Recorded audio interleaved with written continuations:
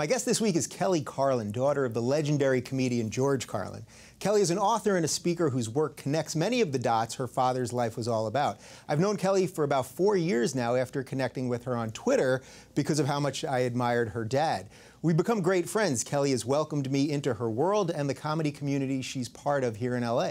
I thought Kelly would be the perfect guest this week, not only because of her new book about growing up as a Carlin, but also because of all the issues her father's comedy was about that have become central themes of what we do here on this show. George Carlin was a relentless defender of free speech, using words and language to push the limits of what society found acceptable at the time. He railed against political correctness like no other comic before or anybody since. He dissected the absurdities of life that ultimately bring us together rather than rip us apart.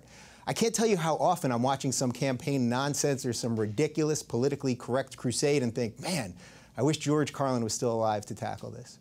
Not only do I want you to see George Carlin in a new way by sitting down with Kelly, but I also want to use our chat as a living, breathing example of something else that's going on here. As I mentioned, Kelly and I met on Twitter. All I was to her was another person tweeting at her in 140 characters who had some connection to her father like millions of other people. But through social media, we met, we became friends, and now we share so much of our lives and our passions together. To me, that's what's so cool about what's happening here with you guys. The reaction to what we're doing has gotten to a whole new level. I've been getting emails from literally all over the world, from Denmark to Saudi Arabia to Mexico. We're connecting because of the same ideas that George believed in, which I believe in, and which you believe in. By the way, that doesn't mean that we agree on everything. Actually, in almost every email I get that's heaping praise on me, you guys manage to tell me something that we disagree on. I love that. That's what this is all about, and it's precisely what the far right and the regressive left fear. If the rest of us can wake up and realize that we can come together despite differences, then they can't control us. It's really as simple as that. The authoritarians that exist on both sides want control, and the best way to do that is to keep everyone hating on each other all the time. For all the things that Milo Yiannopoulos and I disagreed on, this is one spot we had total agreement. The rise of the cultural libertarians is here, and it contains people from all over the cultural map, from Chris Rock to Bill Maher, from Maajid Nawaz to Sam Harris. If George Carlin was still around, I think he would fit right in there, but would have also been sure to make fun of any group that would have accepted him as part of it. The point of all this is that every week, actually every day that I've been doing this show, I see this movement getting stronger. You guys are not only connecting with me, but with each other. And now when I see the usual regressives spout off their nonsense, there's an army of people calling them out on it. That is literally as important as anything that I do. George Carlin's most famous routine was the 7 dirty words you can't say on TV. We live in a time that's getting dangerously close to the several dirty ideas that you can't challenge publicly. Let's honor the trailblazers before us like George Carlin by relentlessly challenging and ruthlessly mocking those who would attempt to silence us. All right, let's do a show. My guest this week is an author, a speaker, and a one-woman shower. That's something, right? Her new book, A Carlin Home Companion, tells her journey growing up as the daughter of George and Brenda Carlin. She's also my friend and throws a hell of a party. Kelly Carlin, welcome to the show. I'm so excited to be here. This is so fabulous. Doesn't this seem more mature than anything we've done together? We are so grown up right now. It's kind of scaring me. This is very grown up. It is. Before we start, you just pointed to our I'm like, where are we looking out at? So this picture, in case now I know we're blowing the illusion of television, but that is a picture. It's not an actual window. That is the Upper West Side. That's 89th Street, facing north. All right. And just a little bit past where this picture ends is actually just in the last year a street that is now named after your father. This isn't where I was intending to start with, but let's start there. Your dad now has a street. Yes, he has officially a street at 121st in Amsterdam. We wanted it to be between Broadway and Amsterdam, but and that was the block he grew up on. Yeah. But there's also a church there. The church his mother attended, the church that had the school that he attended as a child. He was kicked out of that church, right? Or he was kicked out of the school? Well, he was kicked out of the school, and then he was allowed to come back to graduate for 8th grade, but he had to write the play in order to get back in, which they were great. It was actually a very progressive school for a Catholic school. But the irony is that once we wanted to name the street, the church got all up in arms about it, well, they claimed that they were worried about kids coming out of school and looking up and seeing the name and then Googling it and finding out about the 7 dirty words. That was their concern. Right. Also not a huge fan of religion, I'm right? guessing they were more worried about the religion is bullshit video that they would probably find on YouTube. Yeah. Video, there must be 50 of those. There is, probably is, yeah. We're working on that. We're trying to, organize all of that. But you can go to 121st in Amsterdam on the other side of the street, and there is George Carlin Way. Right. So just to be clear, so it's on the same street, but they just pushed it 1 block. Yeah, they just put it across the street on Amsterdam because, I mean, it's one of those. It's just the thing. Churches have these lines that they draw, and they're ridiculous. But the good news was that when all this went down, it got us so much press that it ended up being like a kind of a funny thing. They actually got us more attention for the street sign than I think they probably would have wanted. Yeah, although every comic in the world wanted to be there that day, and you had a zillion. Yeah, it was great. You had a zillion. It was an amazing day. And Kevin Bartini, the comic, he's the one who initiated it and did it all. But yeah, we had Colin Quinn and Dave Attell and it was a great day. Yeah, well, I love the fact that what I'm putting right here, we did this because I used to live on the Upper West, so it's a nice way to start. I feel at home. Yeah. So as I said in my intro, one of the things that I love about having you here, and we've been doing this kind of stuff forever, but one of the reasons that I think it's particularly apropos now, beyond just your book, is that all of the things that your dad stood for, I think, are really coming to fruition right now. There's something culturally... Again, right. It's a cyclical thing. Yeah, it's like this endless thing, but I feel like there's a moment now between religion and political correctness and free speech, these things that he railed on more than anybody and did better than anybody, they're all coming back right now. So before we get into that, let's do something a little bit, we'll give him a little hint from the book. Give me something about your dad on the private side, because this is someone who talked about culture, not necessarily talked about himself. So let's just do a little of that. Yeah, he was one of those comics, which really didn't come to me until he died, really, but who really did focus on, he talked about 3 things he focused on. The little things that we all share. So that was the observational humor stuff and the refrigerator man and the airline announcements and things like that. He focused on language, which is another thing that we all share as a culture. And then he would go after the big subjects, death, religion, children, things like that. But he mentioned me once in a routine in 1971. It was one of the earlier albums where I was very excited. He was talking about euphemisms for shit. We call it number 2 and P is number 1, and how once I figured that out, I made funny combinations up and things like that. Right. And that was the only time I was ever talked about. And for comics, 99% of the time, their material is their family and their personal life. So my dad was very different than that, and he didn't. And he wrote a memoir, but he didn't publish it until we published it after he died. Yeah. So. What do you think that was about? Because he so got into the mind. He so got into the very bit of us that we all share.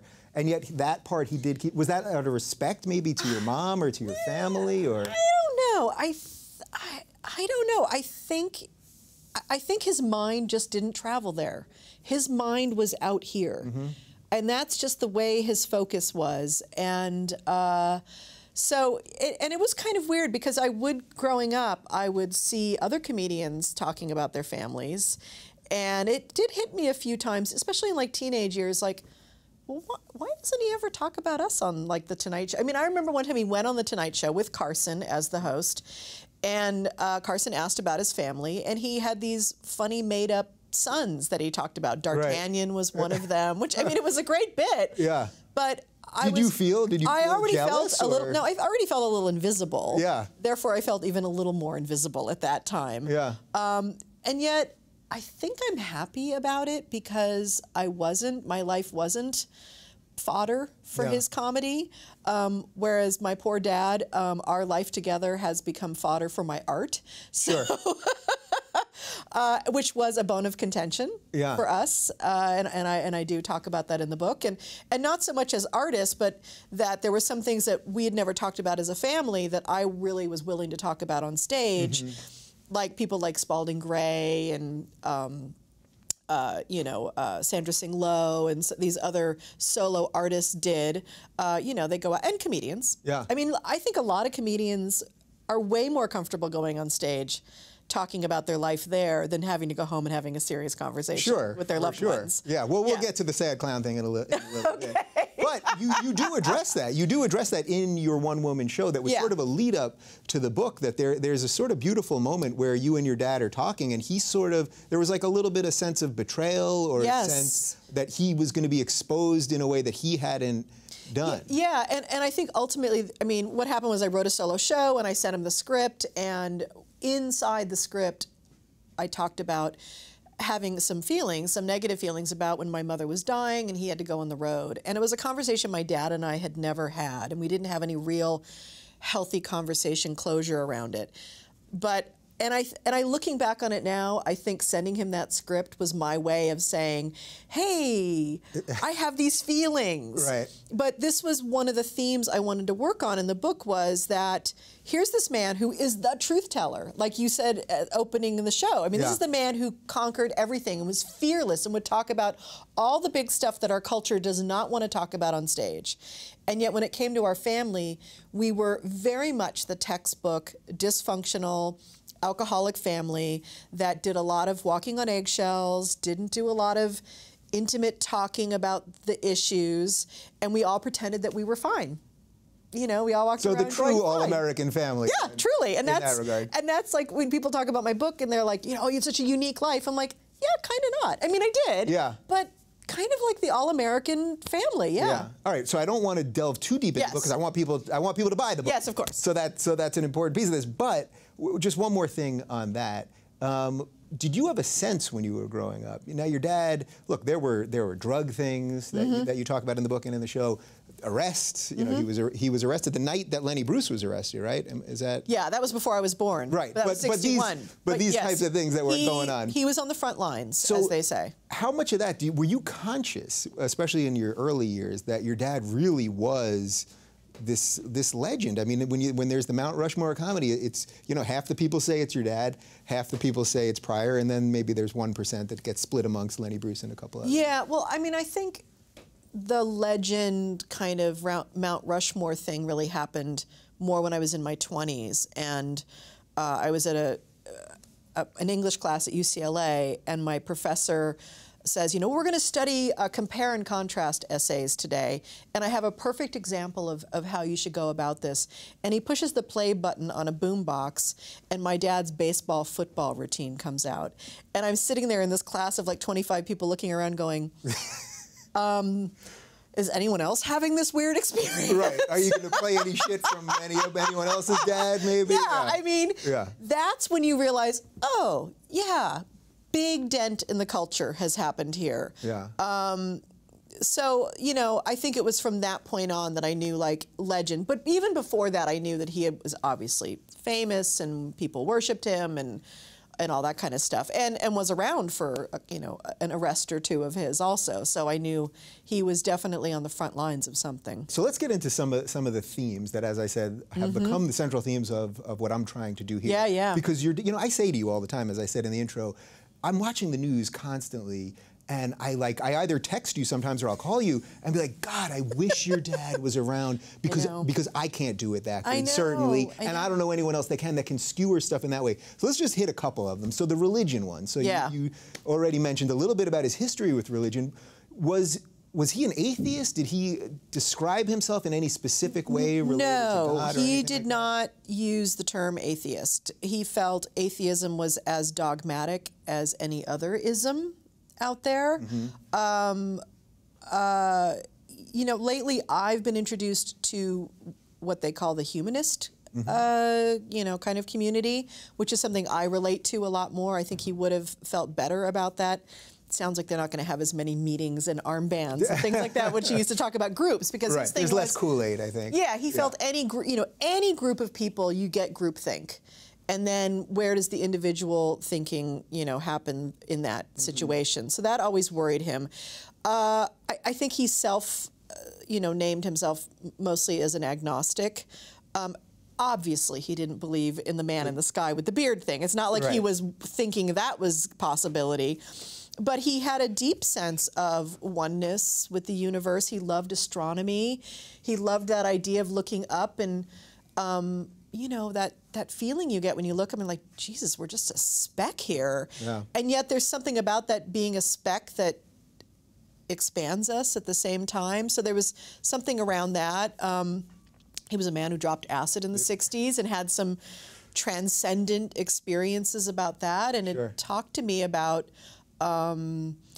being high and having an experience where he realized that he really was at one with everything, including the old tennis shoe in the gutter, and that he realized that if he was, that everything was him and he was everything. And from that moment on, he said he felt safe because he knew that no matter what he encountered in life, he was only encountering a version of himself. Huh. So that's pretty spiritual stuff. Yeah, I mean you could put it in that box, spiritual, and you could talk about it from a brain science way and say, okay, maybe there's things in the brain that makes us feel that way or whatever it is.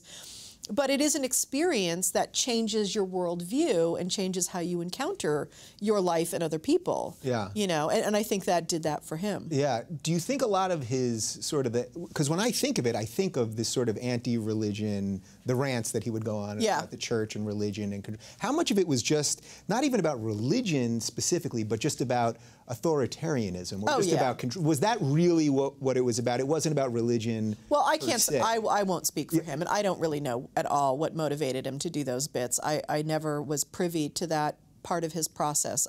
He would sit me down during the HBO taping and let me see it just the way everyone else saw it. Right. I never knew his process, but sure. I mean, I think if you looked at all of his material and sifted through it and analyzed it, I think authoritarianism would be a huge aspect to it all. That anyone out, I mean, my dad never made it through a single institution he encountered. Right. He got kicked out of everything.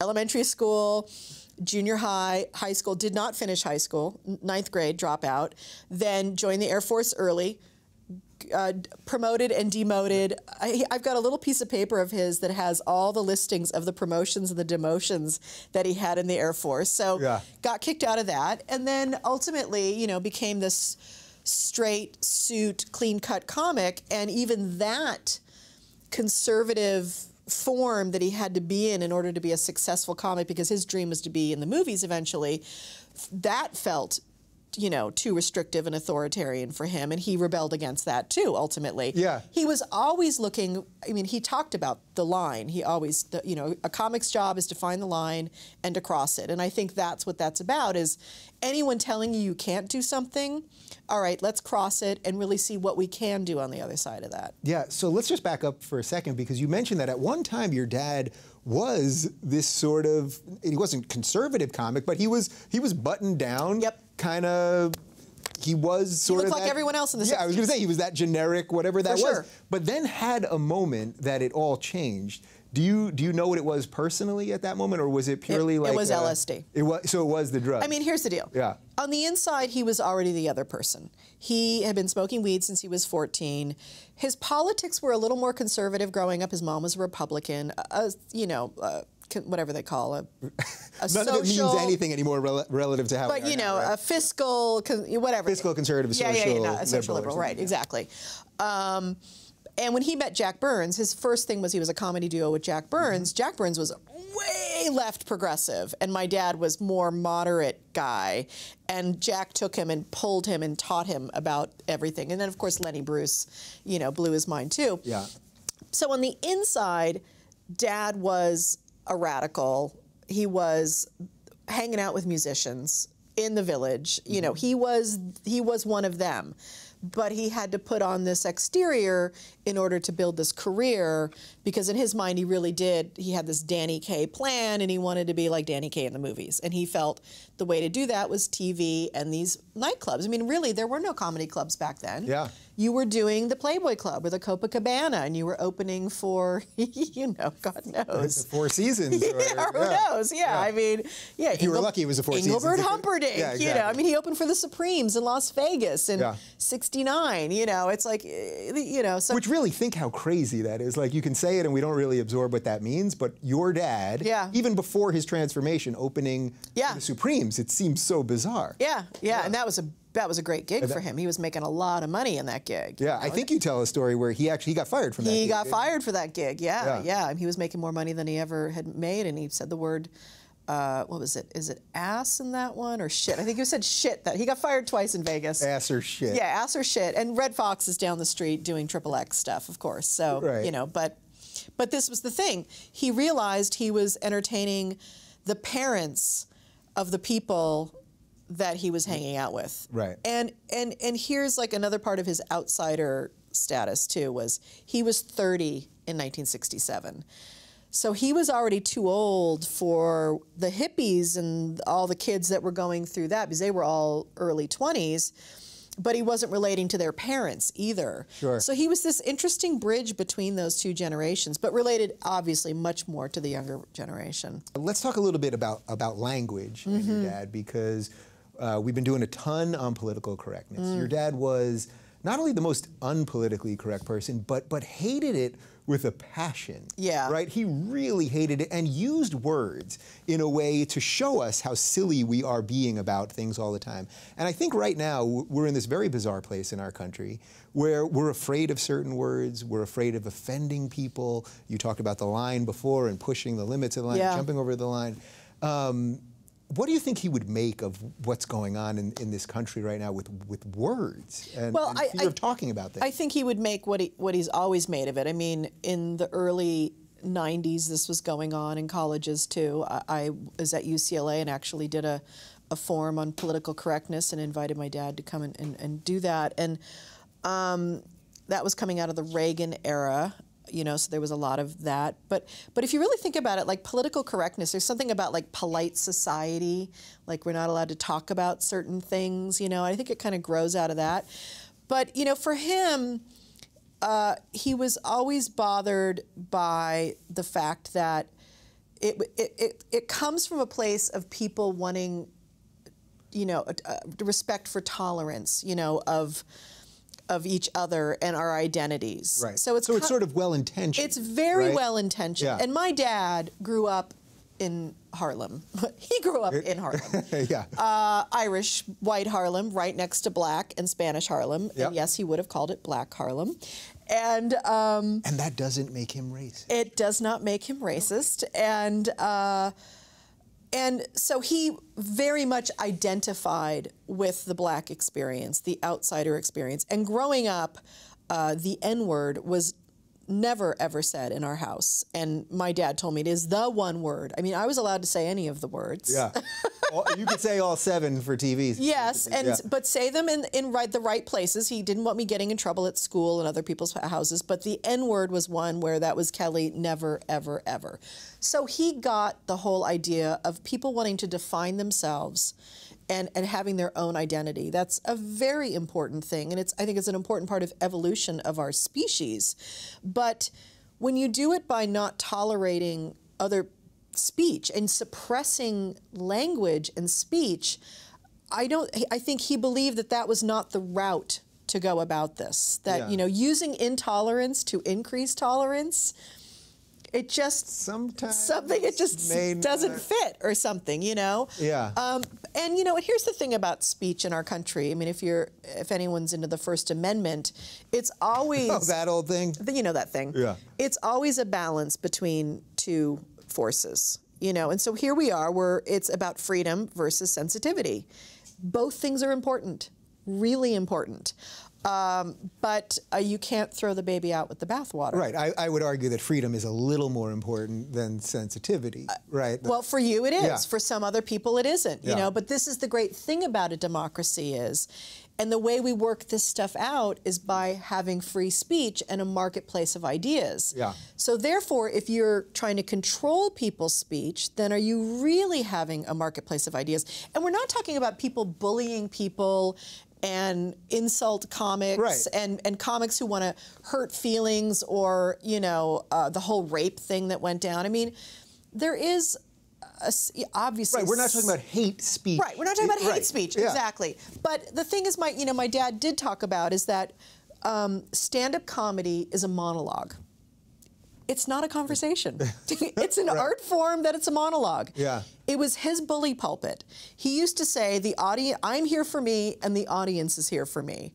He wasn't here for them. He's not there to do a seminar, and he's not, even though he was professorial, he was not there to change the world in some way. Yeah. He was there to get shit off of his chest, and he did it in a certain way. And so I would love to know his new take on all this college stuff and all this stuff going down, but I think it would be built on a lot of this stuff. Right now, with this whole thing we have on college campuses with social justice warriors and safe rooms and trigger warnings, these are things we've talked about. You wrote an interesting piece about this on your Facebook page that was related to comedy and all of this, and a little bit, it was sort of about your dad, but it jumped off because of Jerry Seinfeld making a comment. Yeah, and Todd Glass had written a reply to a piece in the LA Times, and he felt, he was kind of on the other side of it, of respecting people's, rights to define themselves more, and and I just kind of, I'd finally, after, I think, about a year and a half or 2 years of trying to think about all this, had pulled all my thoughts together. Yeah. And some of it I've already shared here.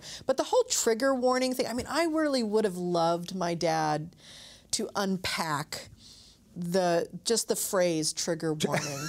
Right. Just to help us unpack it a little bit. And I can only imagine who he would have pissed off with that. I'm sure it would have been the feminists. And my dad was considered himself a feminist. Right. I mean, But that was the irony, right? So something like that, he would have pissed off the feminists, but he was very pro-woman, actually. Yeah. Everything he did was to empower women whenever he would really talk about something. Yeah, his humor, for the most part, I would say, is very pro-woman. And, but I mean, even when he talked about using the term rape, and can rape ever be funny? And then he tells this joke about, Donald or Daffy Duck fucking Elmer Fudd or something.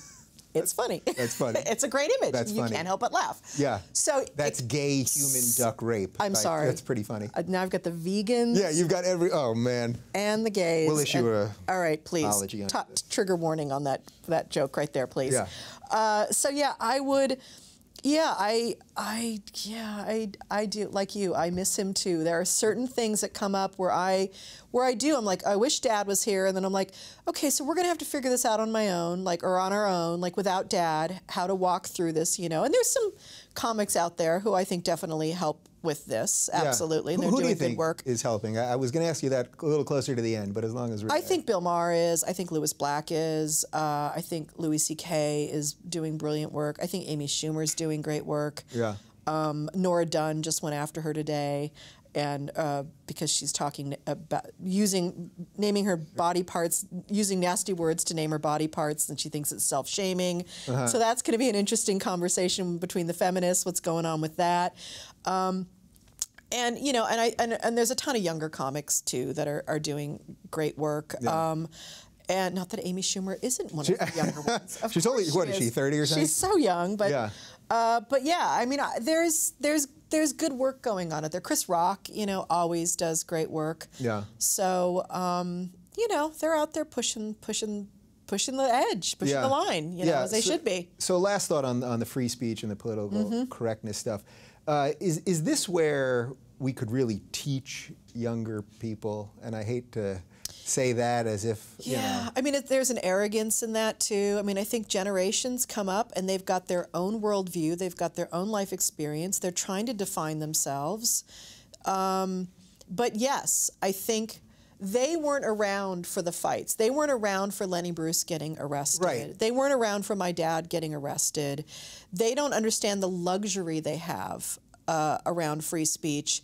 And this regressive left, I guess that's what we're calling them now. Yeah. I saw one of your pieces. That's what I'm calling them and now. I had to look it up. I'm like, what exactly does he mean by that? But now I got it. I understand it.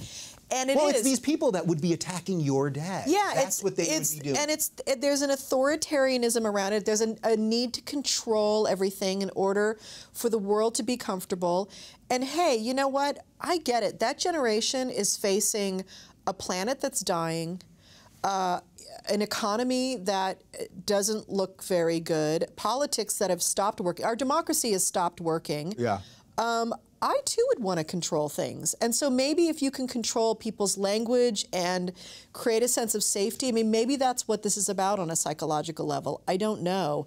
I get it. But yeah, I think it is our job to at least bring some history up and educate them about the fights we've had in this country and to understand what the purpose of free speech is. And it's not like, and our government is no longer censoring it. Yes, this is the irony. It's now corporate America and these interest groups. Yeah. You know, Did you ever think, or someone, so your father literally arrested because of exercising his free speech, right? This is someone who lost gigs because of using pretty mundane curse words.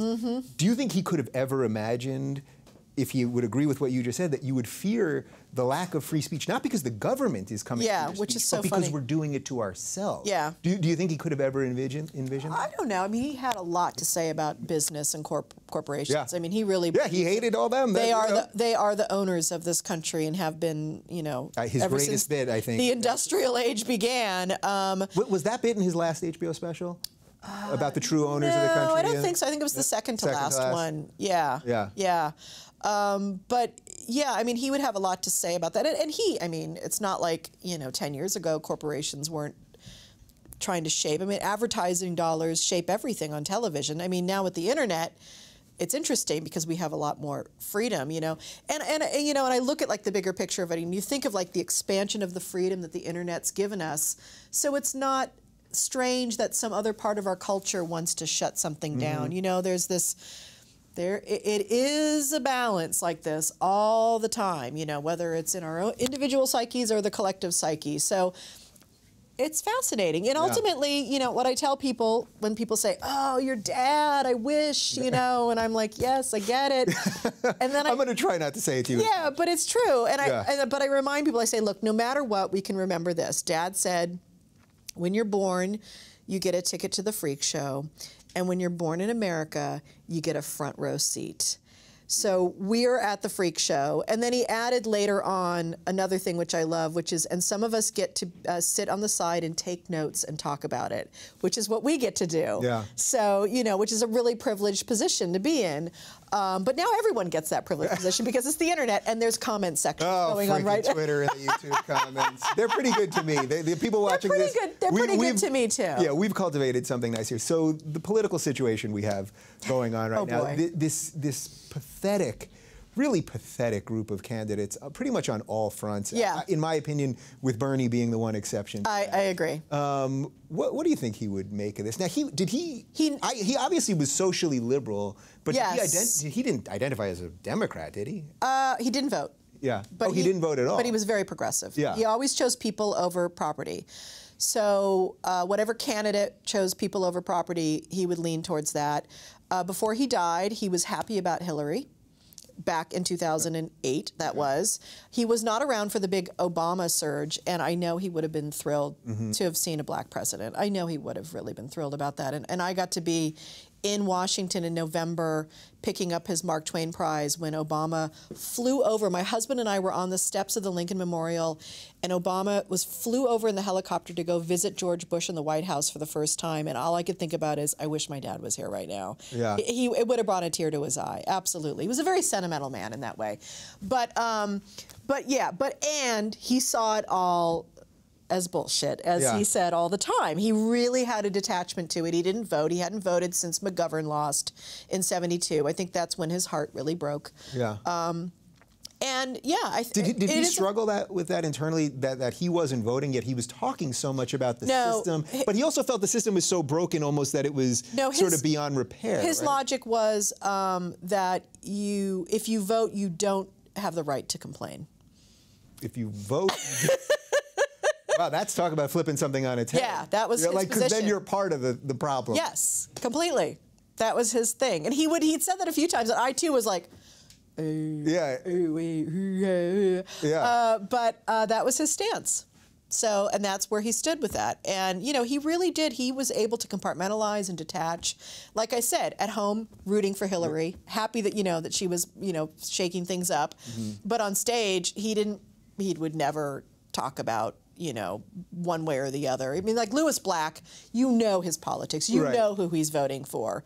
Bill Maher, he gives money. You know, he's tried to give money to Bernie on Friday. He's like, I want to give you money. You know, I can only give you $5,400. You're not taking any super PAC money. You know, he'd probably give him another $1 million. I mean, Bill Maher literally gave an Obama super PAC $1 million. He did. And it was sort of brilliant what he said, because he was like, I know this sounds like I'm doing this for Obama, but I'm doing this for me because I don't want the other guy to become president. And that's what he was saying Friday night, too. It was like, you know, if you don't like the fish, eat the chicken, people. But do you think as a comic there's a risk in that, because then you've shown your cards too much, and that what your dad did in a way by holding a little closer? I think every comic has their own approach. It's as, you know, that we're all snowflakes. Yeah. Snowflakes.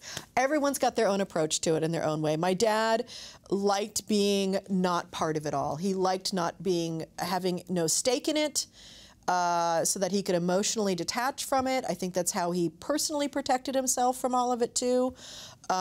I personally don't think that's a healthy way to go through life. Love my dad dearly. Yeah.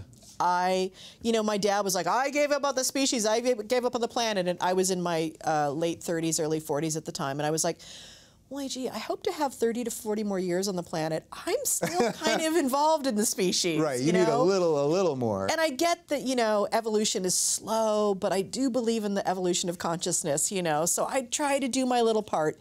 My dad, he was never an activist. He was never on the front lines, even in the Vietnam War and all that kind of stuff. I mean, he had opinions about it, but he's not a man who got involved. He, on stage, did his activism. Yeah, and there's probably something to be said for that we all in life, and I'm not just talking about comics, but everybody sort of picks their little role about how they're going to go about things. And some people are going to, you know, have kids and try to teach them the right thing, and then some people, like your dad, will have one child, but then teach a generation. Yeah, although he claimed he never was not about changing minds. Right.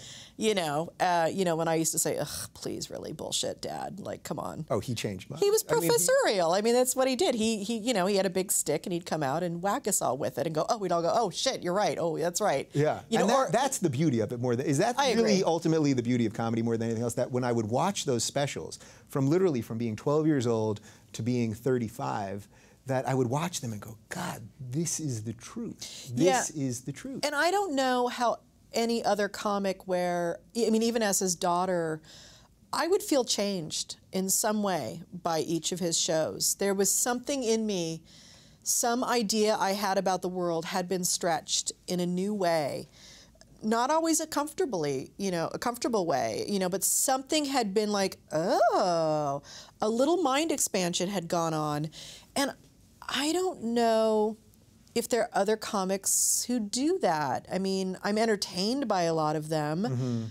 Well, it does seem that something in comedy has changed, where counterculture doesn't seem to be very cool anymore. Your dad, part of the coolness was he was counterculture. And right now, if you were counterculture, it really means you're sort of against the administration, so somehow you're against Obama. Yeah. And I think maybe because of all this political correctness stuff, there's a sense that that's not cool. So it's sort of like the death of comedy in a weird way. I don't know. I think there's still a lot of independence in that. I mean, comics are always the outsider, no matter what. I mean, even if they vote and they give $1 million, Bill Maher's still going to give Obama shit for shit. Right. I mean, he's still got his positions, you know, and Louis Black too, you know. And he was giving Bernie shit, Bill Maher, just the other day, as he was saying, I support you. Yeah, you know, and I think that really is the independent thinking and spirit of comedy. So I think that is, I really do think that's alive and well. I mean, you know, I spoke about Amy Schumer earlier. When I first saw Amy Schumer 3 or 4 years ago, she was on the Roseanne roast, and I thought,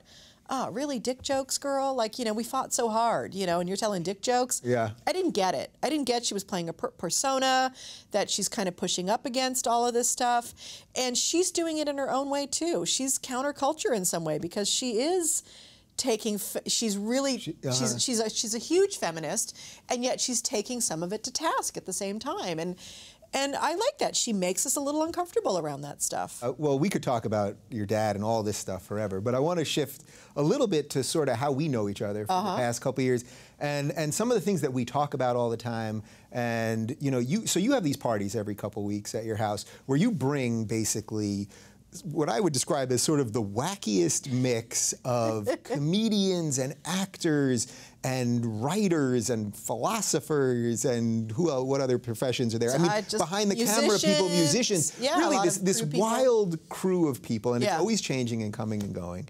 And you call it the polymind. Yes. And so I first want you to explain what the polymind means to you, but the reason I love it so much is because it's so become part of how I've treated this show that I want my audience to be part of what we're talking about. I want it to be a conversation. So now explain what the polymind is. And most of the people that you've had at your parties, by the way, I've had on previous incarnations of my show. I mean, you really like opened up like a zillion friends to me and the comedy community and all that. Which is part of the. I mean, I love community. I think being an only child, I was a loner and a bit lonely. So community's always been important to me, and especially in the last 20 years, I've really felt that. And part of what happened and how this came to be was when my dad died, I became part of the comedy community, which I was not a part of before, and met Paul Provenza, and Paul Provenza knows everybody. Yeah. And he's part of that, like him and my worlds kind of merged in this thing called what I call the polymind commune emerged. Yeah. And for me, the polymind comes from my roots of studying Carl Jung's psychology, the collective unconscious, that we have all these archetypes inside of us. We have all these voices in our head, and they all have a right to have a voice. You know, from the most staunch conservative voice in our head to the most liberal voice, to the most immature to the most mature. Everything gets a voice and gets a seat at the table at some point, because every voice ultimately is important. Wait, so let me get this clear. We're not supposed to shout down the voices we don't like, and we're not supposed to call them bigots and racists and homophobes and sexist and all that stuff? And I think the reason we do that in public is because we have such intolerance for the voices inside of our heads also. I think what is inner is outer. I mean, that's part of what I do. So I just love that word. And so I just came up with this word polymind because I really feel like we all are individually a polymind, but community in itself is a polymind, that we each have our own perspectives and our own way of seeing it, and we can agree on 10 things, and then there's 4 things that we totally disagree on, and that's okay. Yeah. Thank God, right? We love each other. Yeah. Yes, can you imagine if we agreed on everything? Yes. It would be terrible. It would be boring. Yeah. And there's no learning and expanding, and there's no, there's no juice in life at all then, So yeah, so I just, playfully call it the polymind commune, because it's, I guess ultimately I'm a hippie, Right, the booze and the weed helps. Of course it does. That's a big part of what's going on over there. But really it's become, what I love what happens in these things is that, like you said, this cross-pollination happens. And my favorite thing, which happens when I haven't had a lot of big parties lately. I used to have a lot of big parties. But in the big parties, maybe 60 people will be at my house. And it always happens that 2 people will encounter each other in my kitchen who have not seen each other in 15 years, who grew up together, something crazy like that. And there's this reunited,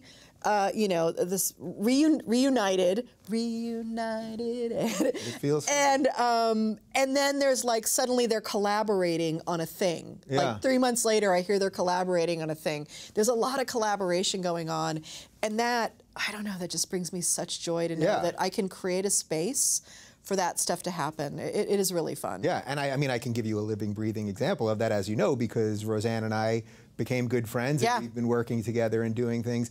One of the more interesting ones that happened at your place was, I guess it was probably about a year ago, I met Taylor Negron, who, for those that don't know him, was a brilliant comic actor and stand-up, really in the 80s, into the 90s, storyteller, brilliant guy, who I loved without knowing him. And then I met him one night at the fire pit at your place, and we were talking, and I could tell like he thought I was funny, that I got it kind of thing.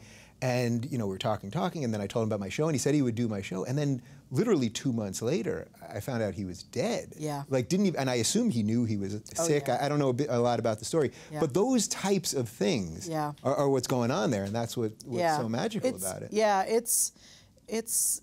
and people feel comfortable to be themselves there. I mean, that's why Roseanne will come to my house. And it's not like I have, as you know, There's not like all these A-list celebrities sitting around my fire pit. It's not like that, actually. But every once in a while, Roseanne will come by, and she feels comfortable there because no one's like gawking at her or whatever. And but it was like, I mean, the first time she came to my house, it was one of those moments, because even though I grow up being my dad's daughter and everything, these people are icons to me. And I'll never forget the first night she was there. Her and Rick Overton and Paul Provenza were sitting around the fire pit, and I'm walking by with some friends, and I'm like going, look what's going on in my backyard. And meanwhile, you're the daughter of George Carlin. Yeah, so, and I have no concept of that. That's just who I am. So yeah, but you know, and yet this incredible thing starts to happen, and people, like I said, people start collaborating, and it's beautiful. Yeah, and I don't even really bring this up so that for the purposes of name dropping or something like that, as much as that there's something really interesting when you can connect people that care about the same things, and that's really what we're trying to do here. And absolutely, that's what I really love. And I think that's the hope of our species, is that, you know, we can have a safe space for conversation. And you know, one of the things about the internet, which is fabulous because we met on Twitter and all of that, is great, but there doesn't feel like there's a lot of safe space. You know, you have to really filter through a lot of anger and rage and lonely people who are trying to make a dent in the world and not do it in a nice way. Not conducive to conversation or listening. Yeah. There's very little listening going on the internet. There's a lot of talking going on. So yes, in our lives, we are trying to create space where we can hear each other. Yeah. You know? Well, I'm glad you mentioned the online thing and Twitter, because one of the things we talk about all the time is I don't even have this my... device. The device. I was going to go into my pocket, but fortunately I actually gave it to my producer before we started. I don't have it on me. This is a rare moment that I don't have my phone on. Are you breathing? Are you okay? I'm totally okay, and we're here, right? We're present. We're here. Yeah. We're having a conversation. We're not like, it's not right. Yeah. And so the reason I think we talk about it all the time is because... we hate it. We hate it, and we love it. I know. And yet it brought us together. Yes. And then at the same time, and we make a living using it because we find an audience and we can connect with an audience with it. I mean, I found my voice on Twitter. I mean, I learned to write a joke because of Twitter. Yeah, and the limit of Twitter itself. The economy of words and all of that, which I think they're planning on changing. And I'm like, no. Yeah. Oh God, your dad would have loved Twitter, but I told you I'm not going to keep saying I need your dad for that. But this device and this thing that we're in. This horror. To me, it's a net win. At the end of the day, it's a net win. Yes. That it has connected so many people. It's literally helped revolutions, like in Egypt. And then on the other hand, I see people's attention spans are being shredded. I've read stories about that neurons in people's brains are firing differently. Yeah. You know, every 2 seconds. And if you're on a street corner meeting a friend where you might have to stand there and look up at the sky. God forbid. You're liking Instagram things and you're like, I don't even like this person. Why am I clicking this? All of this stuff. Yeah, I think for me, what's really, I mean, we've talked about this before, but even on a new level, just in the last month or so, I really am starting to get sick of the intrusiveness of it. How dare it? And I say it like it's some sort of autonomous thing and I haven't invited it in. Yeah, it's not autonomous yet. But it does kind of feel that way because it's the part of my brain, like I don't feel like I have control over that part of my brain. So it is feel like, and I really feel like if you want to be the fear is that if you put it away, you're not going to be part of the culture. Yeah. You feel like you're actually missing something. You do feel like you're missing something. And you know, you probably are. But as you know, when you and I do our little retreats, our electronic retreats, and we turn off for a week or 10 days or sometimes a weekend, yeah, you don't really miss that much.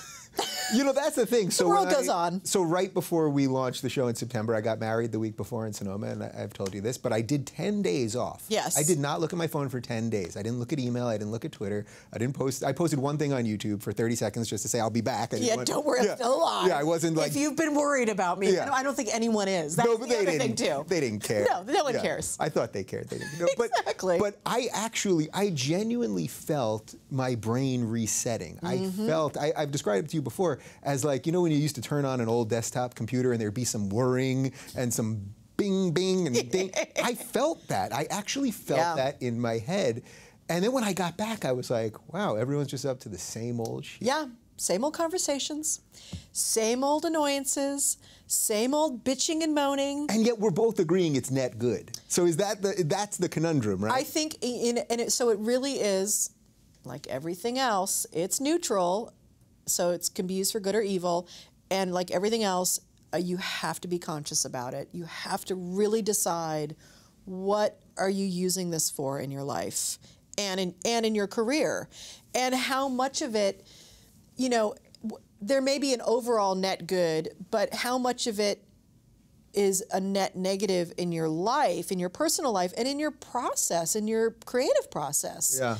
You know, I've been finding lately that I'm doing much better away from it all because I'm going deep down to try to figure out what my next book is. Yeah. I can't do that when I'm online and I'm looking out into the world. I have to go inside of myself to figure that stuff out and do some research and some things, but I have to be very conscious about what I'm doing. And that's my process. And I'm, you know, figuring that out. And I think the longer we have this technology, I mean, you have to think about it. In 2008 was the first smartphone, the first iPhone came out. Mm-hmm. That's only been 7 years. So as a species, it's nothing. Right. As a culture, that's nothing. So we are starting to feel, you know, the pain of it and the problems with it.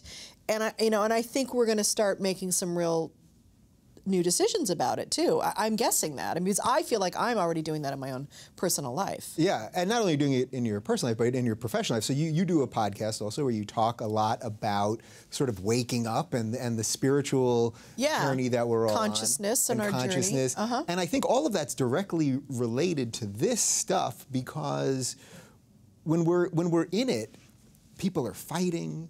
People are giving you endless approval. Yeah. But to me, it's like the approval stuff, which is really nice. It's nice. Yeah. But like that, it's like, oh, well, I think I'm putting something good out there, so it's nice to be acknowledged. I don't really dwell on it.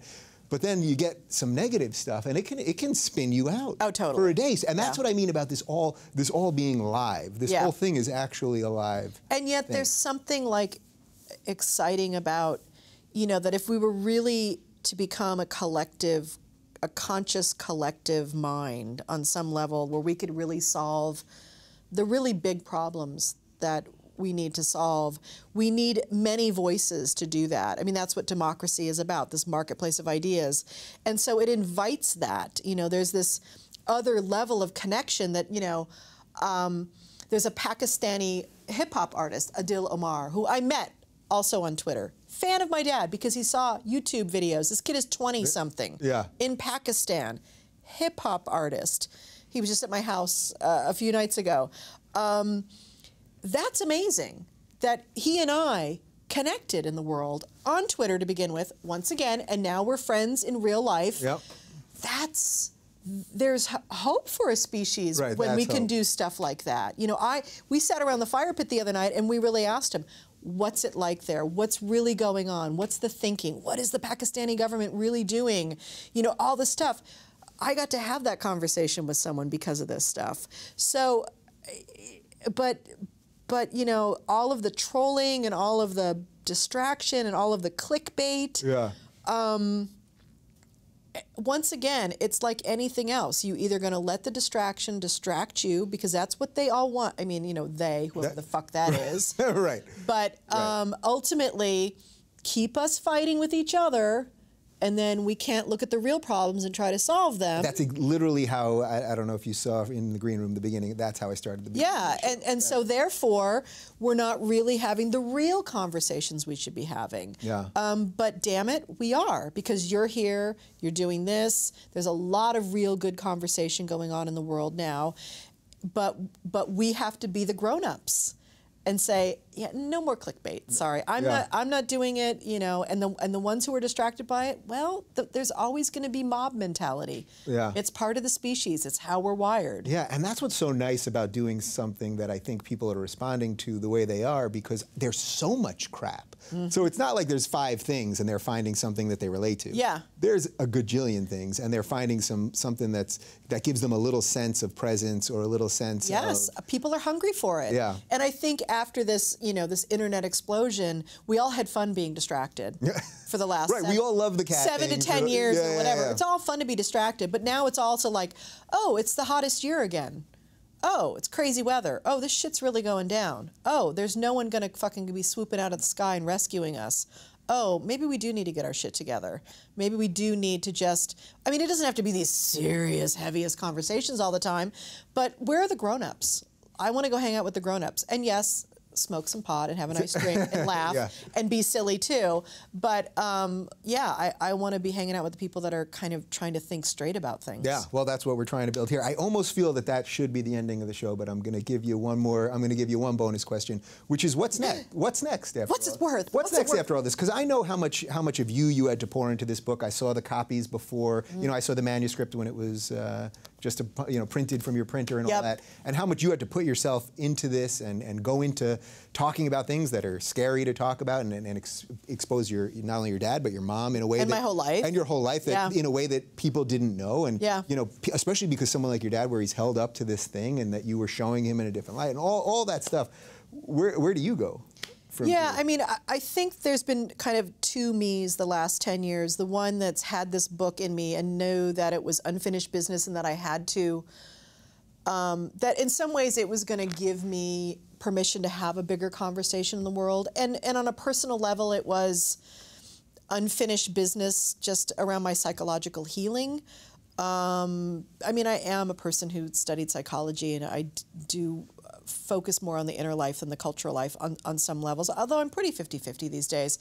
So really, I think my next thing is really pointing my mind slightly more outwards, you know, that I'll always be interested in our personal process and how do we get from A to B and B to C and C to D. But I think they're really connected. I think how we do this on the inside, the micro is connected to the macro, and how we treat ourselves is ultimately how we treat each other and how we treat the planet. And so I'm interested in connecting all of those dots. I don't know exactly what it looks like right now. I think I'm going to start up my podcast again. I'm looking to create something at a little more elevated level around the podcast, maybe with video or something, and finding a new format. I've suddenly become the humanist girl. I did a keynote speech at the Humanist Association, American Humanist Association conference last summer. Yeah, you're speaking at the Reason Rally, right? I'm speaking at the Reason Rally, and I've been hired to do another one in May in Vancouver, and I'm suddenly like, I'm the spiritual humanist girl. You know, it's very interesting, but there's something about soul and meaning and the inner life that I think is important, and it's an important part of the conversation, and doesn't have to be thrown out just because we don't believe the whole church bullshit and religion bullshit. There's still a way to find meaning in wonder. I think wonder is a really important aspect. If we could get reconnected to the wonder of being alive, we'd all appreciate people a little bit more. We'd all stop yelling at each other from anonymous accounts online, I think. Right. You know, I mean, obviously it's not going to happen, but I really believe so, and I think we would really treat our planet a little better. So I'm kind of want to be in the wonder business. All right. Whatever that means. All right. I did not know that the answer was going in that direction, but it's been, you know, look, we've been on this adventure for a while, and I look forward to seeing what's next. Me too. And you can follow Kelly and give her all your approval and disapproval and all of that good stuff on Twitter. It's at Kelly_Carlin. She's got the underscore. I do. I'm sorry. I was a dork at the beginning of all this. I didn't know what was going on. Got the underscore. Or you can check out her book, A Carlin Home Companion, which you can get pretty much anywhere books are sold. And thanks for watching. And now we can go get a drink and do the other stuff. God. Yeah.